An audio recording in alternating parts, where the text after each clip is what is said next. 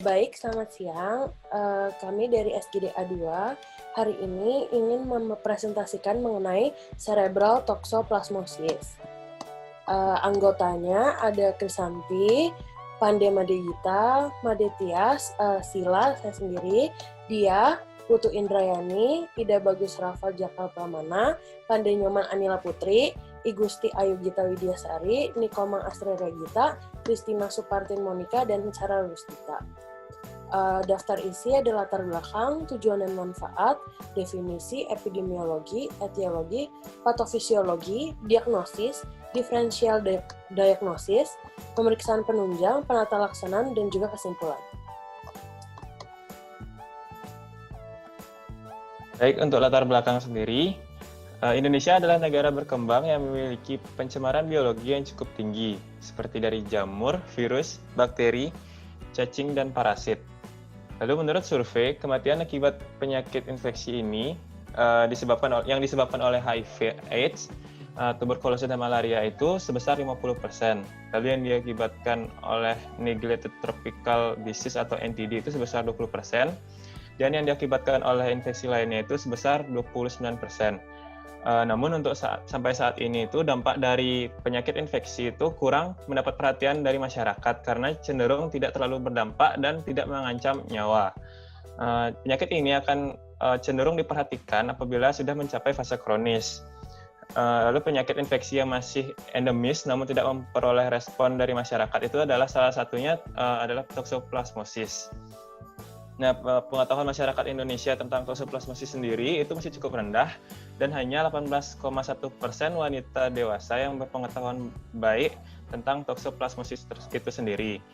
Jadi berdasarkan pemaparan tersebut, kami mengangkat judul cerebral toxoplasmosis untuk mengetahui lebih lanjut mengenai toxoplasmosis, bagaimana parasit tersebut dapat menginfeksi dan bagaimana cara menanggulangi infeksi tersebut. Next.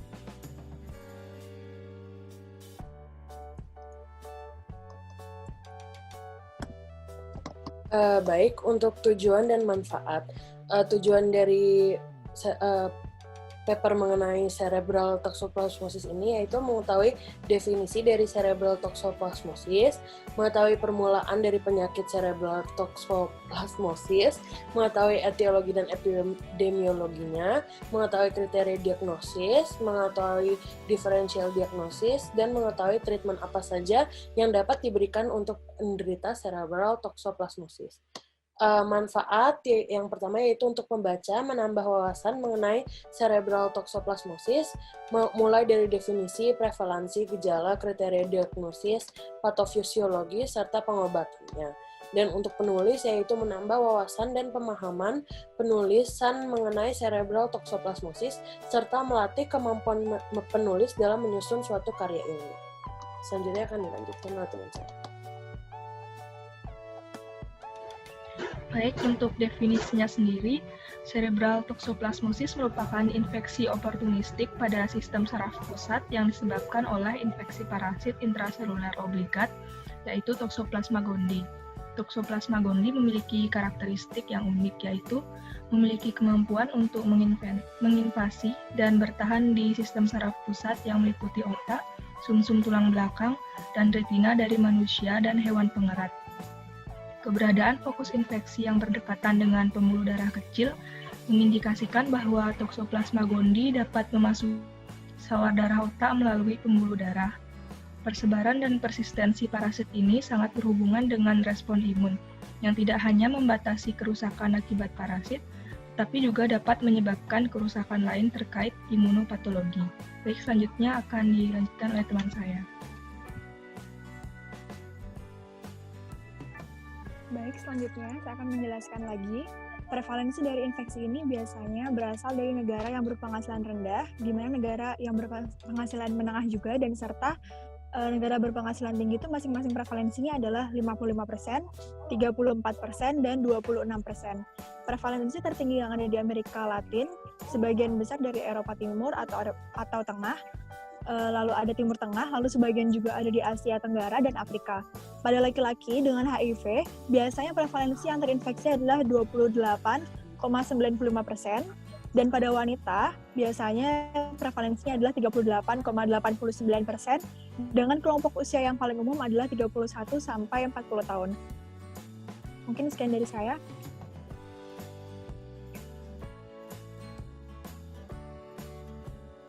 Baik, selanjutnya etiologi dari cerebral toxoplasmosis. Jadi cerebral toxoplasmosis ini terjadi akibat adanya parasit Toxoplasma gondii dalam tubuh. Nah, jadi penularan pada manusia ini dapat melalui menelan daging babi atau domba yang mengandung kista jaringan, itu berupa ookista atau bradyzoid.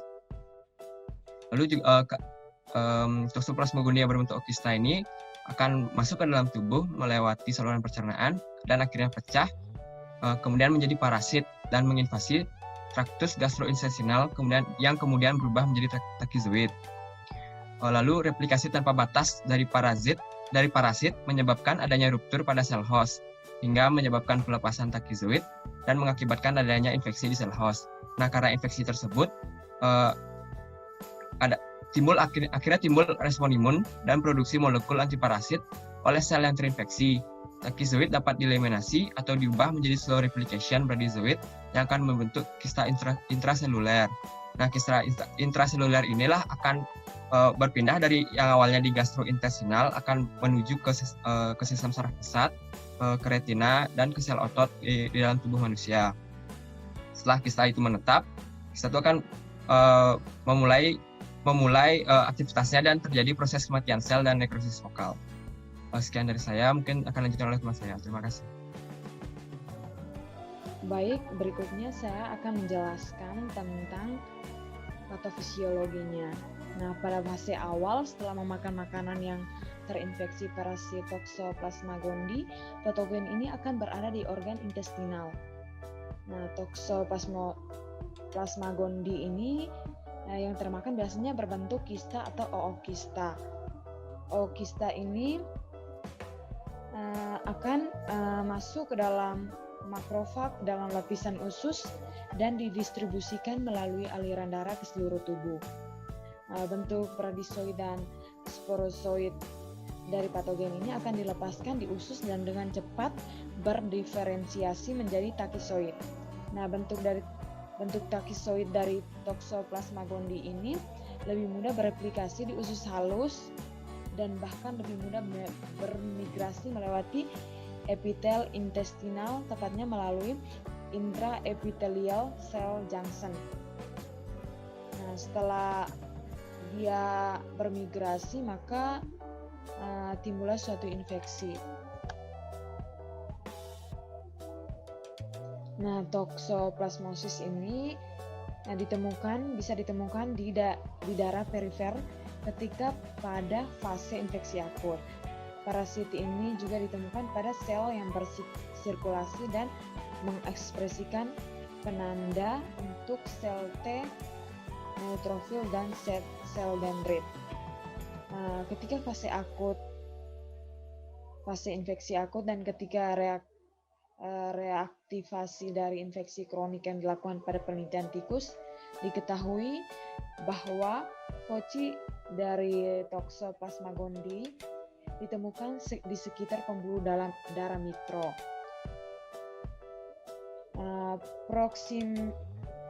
Proximity dari Toxoplasma gondii pada pembuluh darah mikro ini kemudian disimpulkan mampu mengindikasikan bahwa parasit masuk ke otak melalui vaskulatur yang membuat ia mampu menembus blood-brain barrier. Walaupun demikian, mekanisme spesifik mengenai bagaimana cara Toxoplasma gondii berpenetrasi ke dalam otak manusia belum diketahui sepenuhnya. Sekian, mungkin bisa dilanjutkan oleh teman saya.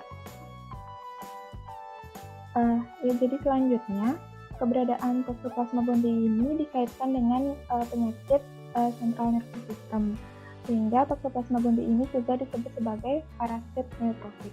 Jadi infeksi akut yang terjadi ini dapat terjadi hampir di semua sel berinti, baik yang berada di dalam maupun di luar CNS. Kemudian infeksi akut ini dapat terjadi di saraf central nervous system dan akan diam di sana, kemudian dapat kambuh lagi dalam beberapa waktu. Nah, kambuhnya kasus infeksi akut inilah yang dikatakan sebagai kasus nekrotik. Kemudian sifat infeksi ini mungkin asimptomatik, tetapi dalam kasus-kasus imunokompromis dapat berkembang menjadi lebih parah, misalnya pada pasien HIV atau pasien yang mendapatkan transplantasi. Kemudian jika infeksi terjadi pada pertama kali pada fase kehamilan, mungkin akan menyebabkan Toxoplasma gondii ini masuk ke dalam plasenta dan bisa mengakibatkan hydrocephalus atau mikrosefali, klasifikasi intrakranial, chorioretinitis, kemungkinan aborsi spontan, dan kematian intrauterin pada janin. Next. Jadi reaksi imun ketika terinfeksi Toxoplasma gondii ini diawali dengan sel imunitas yang diperantarai oleh aktivasi sel imun bawaan serta sel T dan sel B spesifik antigen. Jadi infeksi Toxoplasma gondii ini akan memicu produksi interleukin 12 oleh sel dendritik dalam waktu yang cepat. Kemudian secara khusus, Toxoplasma gondii profilin akan mengaktifkan toll-like receptor 11 di CD8 alpha plus dendritic cell serta toll-like receptor 12 di dendritic cell plasmacytoid. Kemudian pada fase awal, pengendalian parasit ini sangat bergantung pada produksi interferon gamma dan sel limfoid bawaan tipe 1. Aktivasi dan perluasan dari sel T CD4 plus dan CD8 plus yang spesifik terhadap parasit juga diperlukan oleh dendritic cell dan makrofag selain daripada diproduksinya interleukin 12. Jadi hal ini juga akan menyebabkan dihasilkannya interferon gamma yang berfungsi untuk memberikan perlindungan selain daripada perlindungan dari infeksi Toxoplasma gondii ini. Selanjutnya akan dilanjutkan oleh teman saya.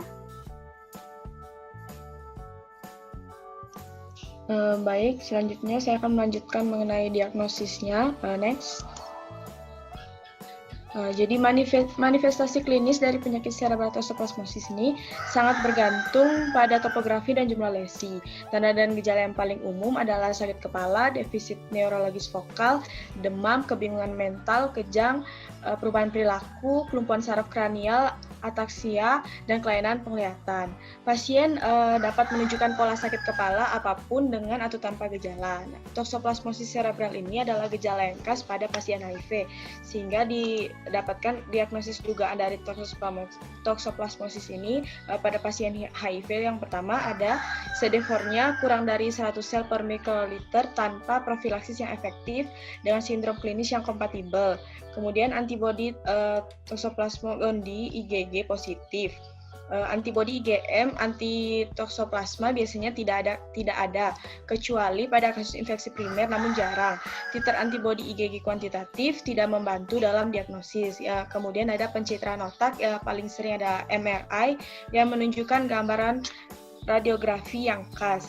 Jika kriteria di atas ada, kemungkinan 90% diagnosisnya adalah cerebral toxoplasmosis.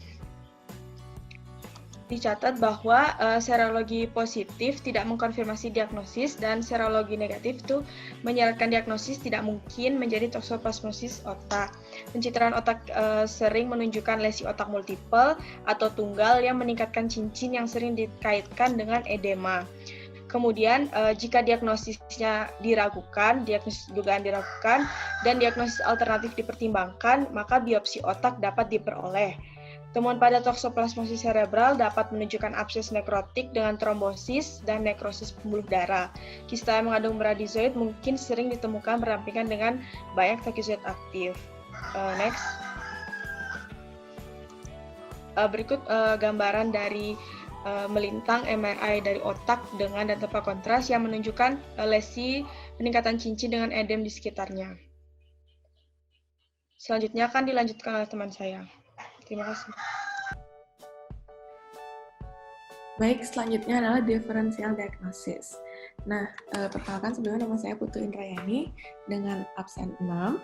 Saya di sini akan menjelaskan tentang differential diagnosis. Nah, differential diagnosis cerebral toxoplasmosis yaitu toxoplasmosis yang merupakan disebabkan oleh protozoa intraseluler obliviate adalah Toxoplasma gondii, di mana orang berpotensi terinfeksi yaitu wanita hamil.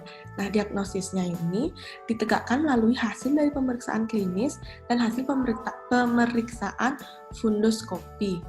Nah, semakin cepat penanganannya, maka semakin cepat pula pencegahan infeksinya. Nah, toxoplasmosis cerebral sering muncul dengan onset subakut dengan gejala vokal neurologik. Nah, walaupun demikian, terdapat juga onset yang tiba-tiba yang disertai dengan kejang atau pendarahan cerebral. Nah, selain itu, hemiparesis dan gangguan percakapan sering ditemui sebagai gejala klinis awal. Nah, keterlibatan batang otak bisa menghasilkan lesi saraf kranial dan pasien akan mempamerkan disfungsi cerebral seperti disorientasi, kesadaran menurun, lelah ataupun koma, dan juga pengobatan medula spinalis akan menghasilkan gangguan motorik dan sensorik bagi beberapa anggota badan serta kantong kemih ataupun kesakitan vokal. Selanjutnya akan dilanjutkan oleh teman saya.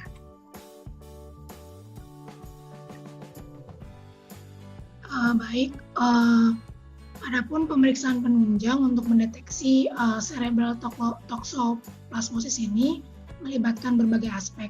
Yang pertama itu adalah pemeriksaan darah, yang dimana pada pemeriksaan darah menunjukkan bahwa nilai CDT4 seringkali di bawah nilai 100 CDT4T cells per mikroliter.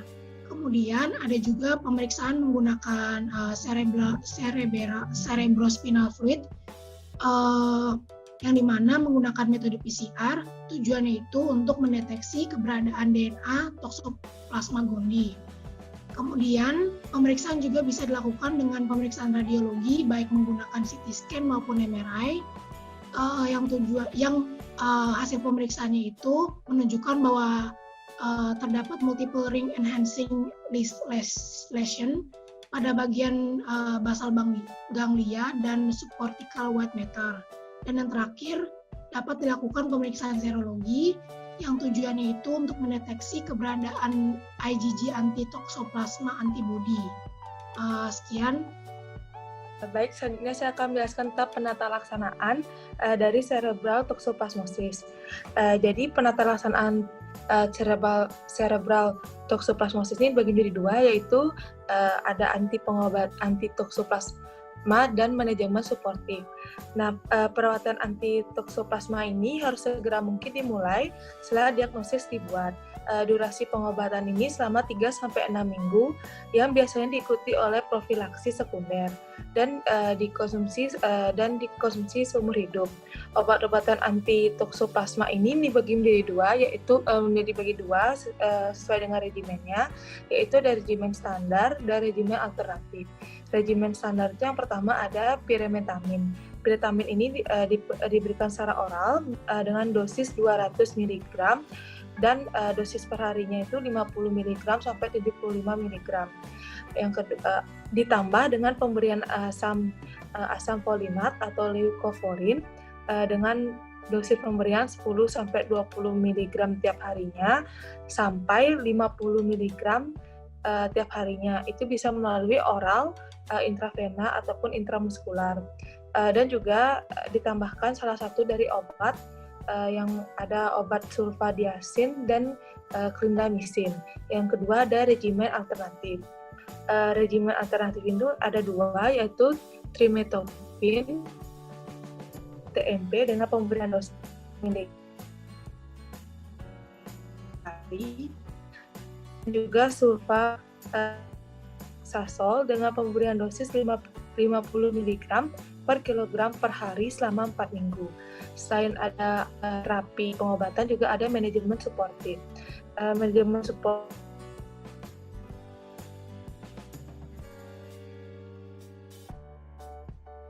nafas terlindungi, terutama pada pasien yang bingung atau tidak sadar, memastikan pernafasan dan ventilasi sesuai dan melakukan evaluasi serta pemantauan sirkulasi dengan fokus pada pasien sindrom hipertensi intrakarnial. Baik, sekian dari saya. Selanjutnya akan dilanjutkan oleh teman saya. Baik, selanjutnya kesimpulan. Jadi cerebral toxoplasmosis ini merupakan infeksi oportunistik pada sistem saraf pusat yang disebabkan oleh infeksi parasit intraseluler obligat Toxoplasma gondii. Di mana fokus prevalensi tertingginya ada di Amerika Latin, di sebagian Eropa Timur atau Tengah, di Timur Tengah, di sebagian Asia Tenggara dan Afrika. Untuk prevalensi seropositif pada pasien HIV sendiri sebesar 34,78%, pada laki-laki 28,95%, pada perempuan 38,89%, serta kelompok usia yang paling umum terkena itu ada di kelompok usia 31 sampai 40 tahun. Toxoplasmosis ini bisa berlangsung secara akut atau kronis. Infeksi akut berhubungan dengan bentuk proliferatif atau taksisoid, sedangkan infeksi kronis berhubungan dengan bentuk kista jaringan. Selama proses akut, taksisoid menyerang seluruh sel dalam tubuh kecuali sel berinti seperti sel darah merah. Taksisoid memasuki sel inang melalui penetrasi aktif ke dalam plasma lema inang atau dengan fagositosis. Parasit yang melekat pada mikronema mampu mengenali dan menargetkan sel, menghasilkan enzim untuk mematangkan vakuola Parasitoporus rhoptries. Setelah mengumpulkan 64-128 parasit di dalam setiap sel, parasit akan keluar untuk menginfeksi sel tetangga. Untuk diagnosisnya sendiri bisa ditegakkan melalui serologi, PCR, pemeriksaan histologi parasit atau imunoperioxidase, dan isolasi parasit. Untuk tanda dan gejala umum yang biasa ditunjukkan itu ada sakit kepala, defisit neurologis vokal, demam, kebingungan mental, kejang, psikomotor atau perubahan perilaku, kelumpuhan saraf kranial, ataksia, dan kelainan penglihatan. Untuk pemeriksaan cerebral toxoplasmosis ini melibatkan beberapa aspek seperti darah, CSF, radiologi, dan serologi. Untuk terapinya sendiri, yaitu perawatan anti-toxoplasma yang terdiri dari 2 regimen, yaitu regimen standar dan regimen alternatif. Selain menggunakan obat-obatan, diperlukan juga manajemen suportif. Next. Sekian pemaparan student project dari kelompok A2 mengenai cerebral toxoplasmosis. Terima kasih.